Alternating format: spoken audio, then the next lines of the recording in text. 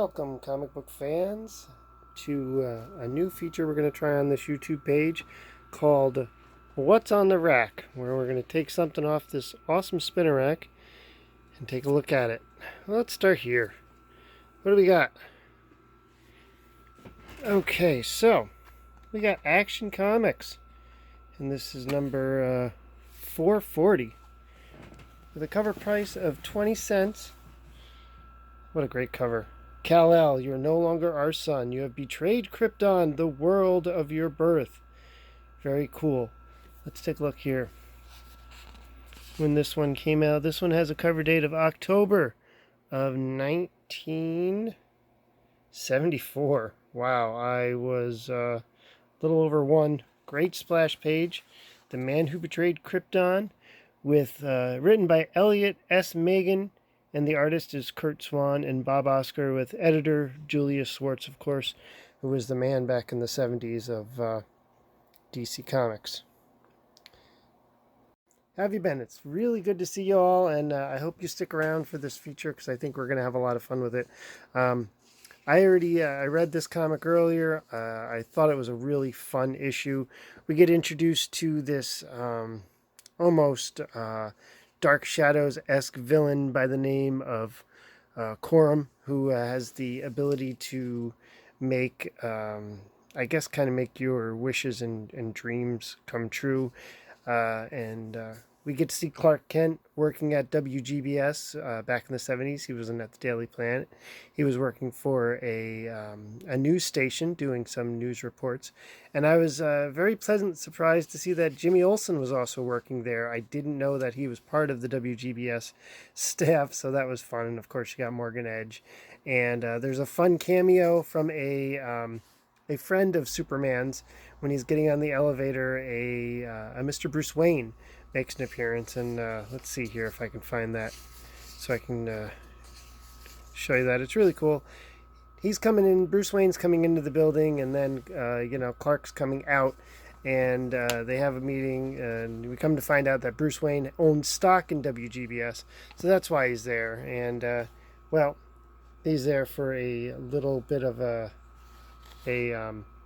meeting, and Clark tells him that, well, I'll see you at the next Justice League meeting. So that was a cool little nod to other things going on in the DC universe. I'm a big fan of that. I like when the titles cross over. So we go on to the story, and I guess this Croman and is trying to we get an early look at Star Labs, which is one of the first times I think I've seen them in a comic that early. And we meet a Dr. Thomas Woodrow, who with Croman is trying to, I guess they're trying to take over WGBS. I was a little confused at the fact, or they're trying to get Superman to leave the planet so they can do some, bad guy stuff. So they somehow convince Superman that the ghosts of his parents have arrived on Earth, and they want Superman to create a new Krypton and to leave Earth, and this is what he should have been doing all along, and they were very disappointed in him.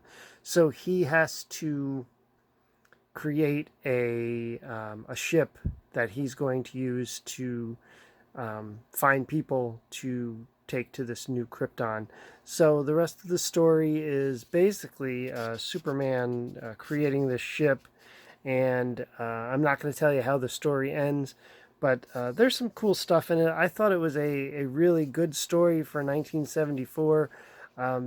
There's a lot more action than one of today's comic books, I think, because you have the stuff going on with Jor-El and Lara, the ghosts, but he's also taking on, if I can find it real quick, sorry, I got the comic in front of me. I know I can't show a lot of it on the channel, and really not that good at editing yet, so you're gonna have to bear with me as I get my feet under me for this. He ends up fighting this guy in almost like Iron Man armor.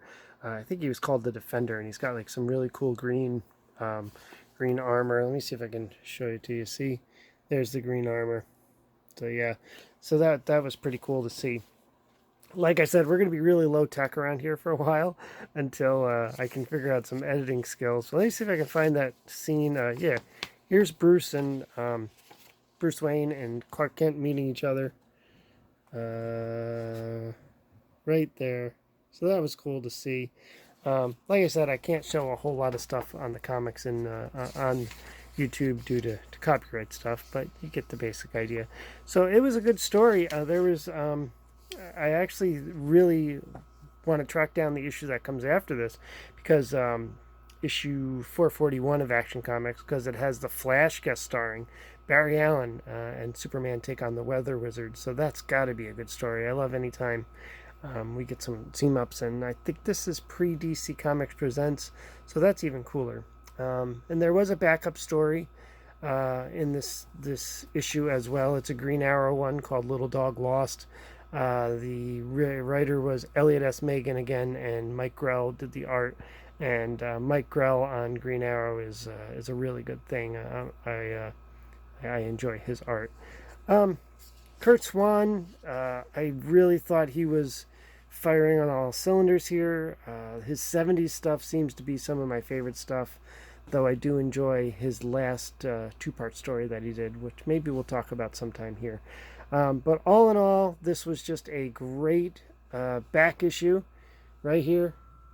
Action Comics, number 440 for 20 cents. I can't even imagine comics being 20 cents these days. But that's what we got this time around, and I hope you enjoyed it. And give us a like, subscribe to the channel here. This is the Insomniac Drive-In. Leave your comments below if you have this issue, or if it's one that you've seen out there. I'd love to hear from you as we try to do a little more growing on this YouTube station, because I have left it blank for far too long. So yeah, we're going to come back. We're going to try to do this. I don't know. What do you want to do this? Every couple days? Maybe once a week? You let me down in the comments, but make sure you like, subscribe, and we'll see you soon. And we'll be back here again looking at something off the spinner rack.